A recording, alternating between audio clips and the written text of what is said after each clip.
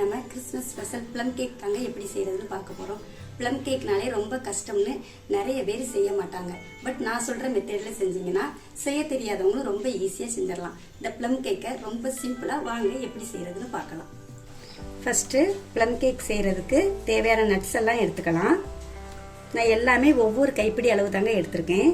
First கருப்பு colour உலர்ந்த திராட்சை, அடுத்து முந்திரி, பாதாம், செரி ஃப்ரூட்,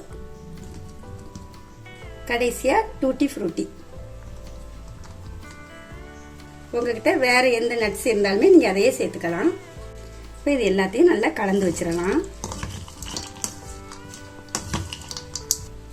இப்போ கேரமல் செய்யறதுக்கு நான் ஸ்டவ் ஆன் பண்ணி ஒரு கடாய் வச்சிருக்கேன்.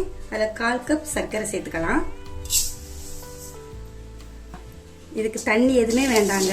இது நல்லா மெல்ட் ஆகி வர்றது வரைக்கும் நல்லா கிளறிட்டே இருக்கும். கேக்குக்கு இதுதாங்க நல்ல ஒரு கலர் கொடுக்கும். நல்ல ப்ரௌன் கலர் வர்றது வரைக்கும் நல்லா மிக்ஸ் பண்ணிக்கிட்டே இருக்கும்.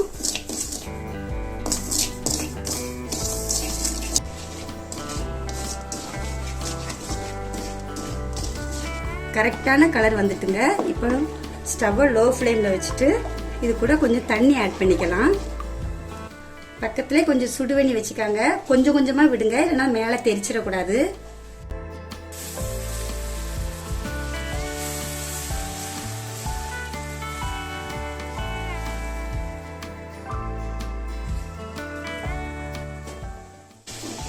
நான் 1/2 கப் அளவுக்கு தண்ணி விட்டுருக்கேங்க. ஃபர்ஸ்ட் கொஞ்சம் கெட்டியாக தான் தெரியும், அப்புறம் நல்லா மெல்ட் ஆகி வந்துடும். பாருங்க நல்லாவே கரைஞ்சி வந்துட்டுங்க. இப்போ இது கூட நம்ம எடுத்து வச்ச ஃப்ரூட்ஸ் அண்ட் நட்ஸ் சேர்த்துக்கலாம். இப்போ இது எல்லாத்தையும் ஒரு 4-5 நிமிஷத்துக்கு லோ ஃப்ளேம்லேயே வச்சு கிளறி விட்டுக்கோங்க. இதில் உள்ள சர்க்கரை பாகுவை இந்த நட்ஸ் எல்லாம் அப்சர்வ் பண்ணுற அளவுக்கு செஞ்சு வச்சுக்கோங்க. இதுவுமே கைவிடாமலே மிக்ஸ் பண்ணிக்கோங்க, இல்லைன்னா அடி பிடிச்சிடக்கூடாது. பாருங்க நல்லா திக்காகி வந்திருக்குங்க. இப்போ ஸ்டவ் ஆஃப் பண்ணிட்டு இது கொஞ்சம் ஆறட்டும். ஒரு மிக்சி ஜார்ல 3/4 கப் சர்க்கரை போட்டிருக்கேன். 1 கப் மாவுக்கு 1 கப் சர்க்கரை கரெக்டா இருக்குங்க. நம்ம ஏற்கனவே 1/4 கப் வந்து கேரமல் செஞ்சிருக்கோம். இப்போ இது 3/4 கப் வந்து கரெக்டா இருக்கும்.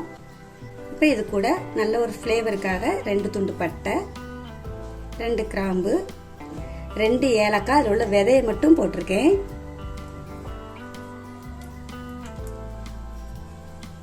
இப்போ இதை நல்ல ஒரு பவுடராக்கி எடுத்துக்கலாம். நல்ல பவுடரா திரிச்சாச்சுங்க. இப்போ இதுவும் இருக்கட்டும். இப்போ ஒரு மிக்சிங் பவுல்ல 3 டேபிள் ஸ்பூன் பட்டர் சேர்த்துக்கலாம்.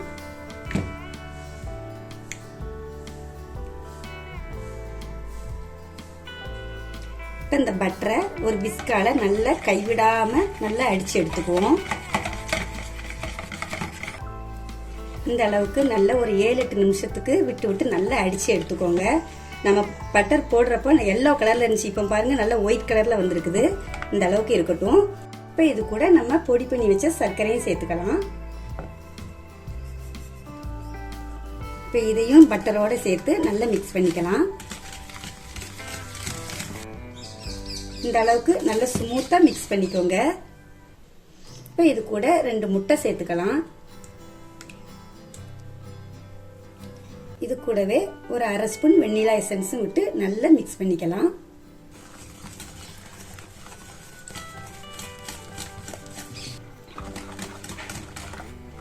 நல்லா ஒரு 2 நிமிஷத்துக்காவது நல்லா அடிச்சு மிக்ஸ் பண்ணிக்கோங்க. இப்போ இது கூட நம்ம ஃபர்ஸ்ட் ரெடி பண்ண ஃப்ரூட்ஸ் அண்ட் நட்ஸை சேர்த்துக்கலாம்.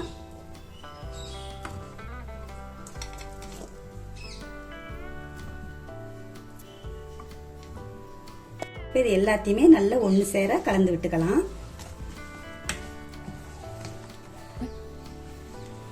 இது கூட ஒரு அரிப்பை வச்சு 1 கப் மைதா மாவு சேர்த்துக்கலாம். கூடவே 1 spoon baking powder, 1/2 spoon baking soda. இதை நல்லா ஜலிச்சுக்கலாம்.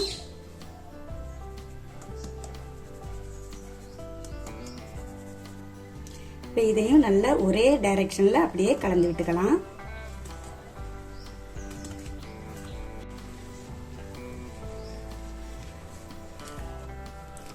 கேக் பேட்டர் நல்லா மிக்ஸ் பண்ணியாச்சுங்க. இப்போ இதை ஒரு கேக் டின்னுக்கு மாற்றிக்கலாம். நான் ஃபஸ்ட்டே கேக் டீனில் லைட்டாக எண்ணெய் தடவி மேலே பட்டர் ஷீட் போட்டு வச்சுருக்கேன். இப்போ இதில் நம்ம ரெடி பண்ண கேக் பேட்டரை இதில் கொட்டிக்கலாம்.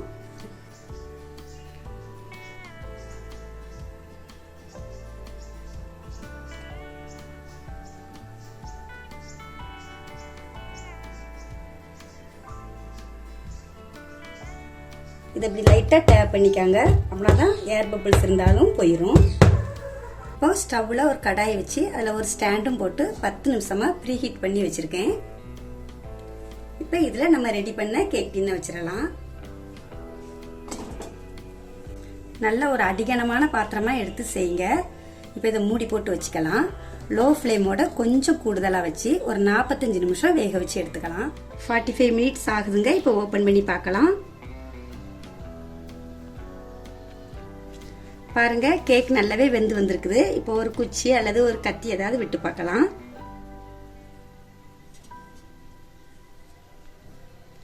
பாருங்க, கம்பியில் எவ்வளோ அழகா ஒட்டாம வந்திருக்குன்னு. இப்போ இதை வெளியில் எடுத்து வச்சிடலாம். இப்போ இந்த கேக் நல்லா ஆறுனதுக்கு அப்புறம் கேக் டீன்ல இருந்து வெளியில் எடுத்துடலாம். இப்போ நல்லாவே சூடு ஆறிட்டுங்க. இப்போ இதை கேக் டீன்ல இருந்து நம்ம வெளியில் எடுத்துக்கலாம். பாருங்க, கேக் எவ்வளோ அழகா சாஃப்டா இருக்குன்னு உங்களுக்கு பார்க்குறப்பவே தெரியும். இப்போ இதை கட் பண்ணிக்குவோம்.